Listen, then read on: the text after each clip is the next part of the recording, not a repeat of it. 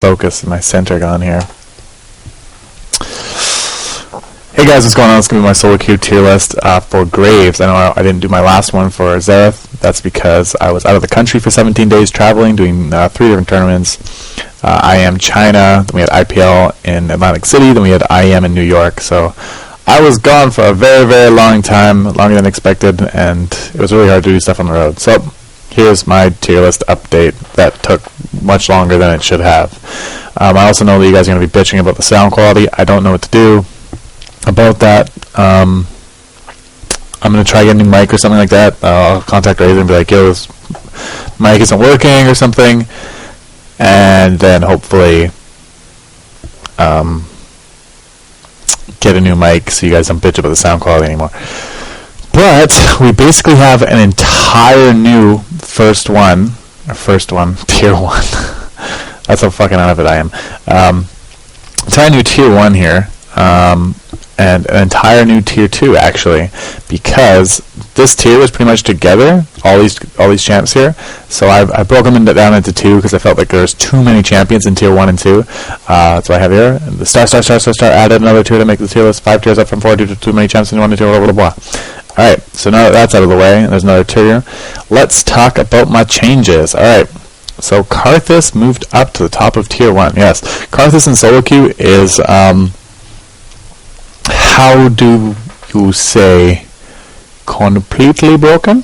And it's not just a regular Karthus, it's the fact that Karthus with Revive Teleport is probably one of the dumbest things in League of Legends in terms of how broken it truly is.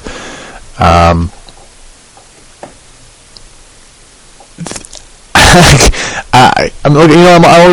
that guy who's always gonna look for really ridiculous thing to say, and it's stupid broken because you die and then you're still alive.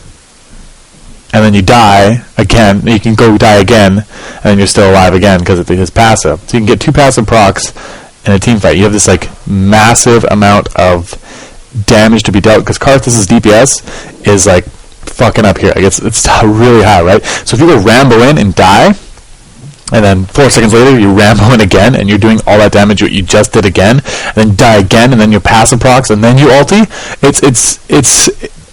it's basically you 6v5 team fights with it, and Karthus has that unique passive that just adds that extra utility onto his deaths, to making it the first death really a good death, because that's 10 extra seconds of fighting that you can't be stopped from DPSing. So no one can stop you from DPSing for that. I think it's 8 seconds now. I think I dropped it down.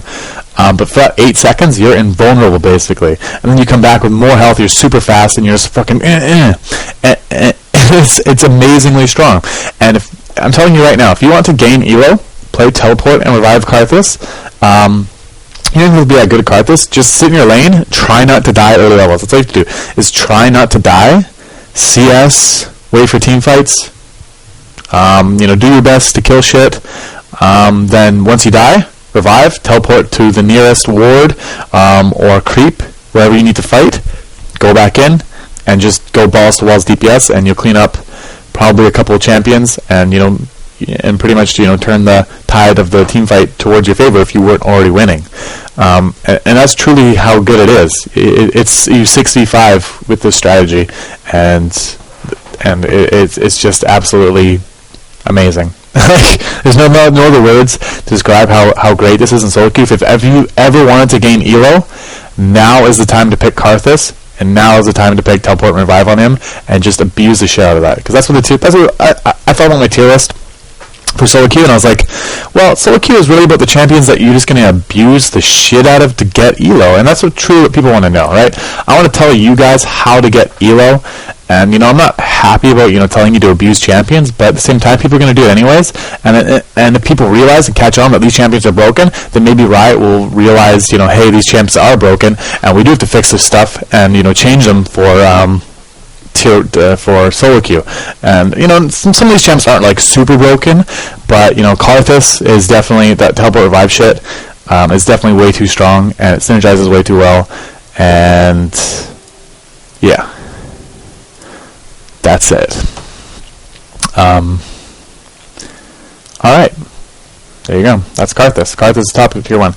Morgana moved down in tier 1. I moved her down a little bit. Thought she was a little too high. I thought Graves and Akali a little bit better than her. Nothing really changed about her. Just moving her down a bit. Cass moved up. Pretty much same thing. Thought she was a little too low. Cho moved up in tier 1. I think Cho is actually like really good for solo queue because you can tank on him and you can carry on him really well because of his passive.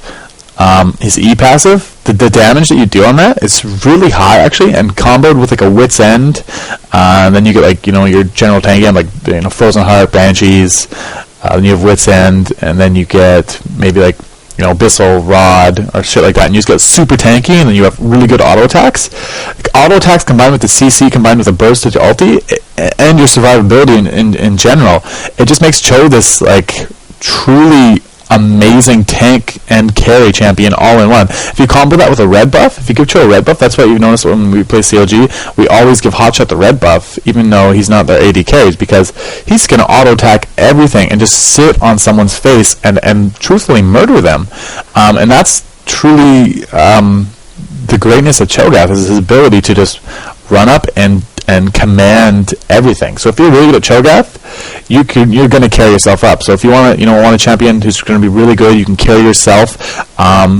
His skill cap isn't incredibly high, but he does take a little bit of he has a slight learning curve with landing his ruptures and knowing what skill sets to use and what to max.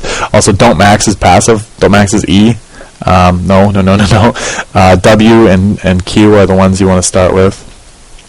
But yeah, Cho is definitely one of those champions that you can definitely carry yourself up in elo, just like Karthus. Karthus and Cho are two champions that are definitely going to carry you big time. Nidalee is like it's kind of like tank now. It's this like tank hybrid, or rather bruiser. Like I've seen people going like Atmogs on her and getting like Wriggle's Lantern and just like solo pushing the shit out of everything and auto attacking stuff now. And then it's switched up from like AP Nidalee to tank Nidalee, and it's really strong. Like AP Nidalee was a really strong laner. Wriggle's Nidalee is fucking retarded. You're never pushing that champion out of lane, and you're gonna trade with her and you're gonna lose those trades, and then she's gonna take your tower and take your life most likely at the same time. Nidalee is one of those champions that if you play AP is still pretty good, but it's more like a Rod of Ages to decap Nidalee now.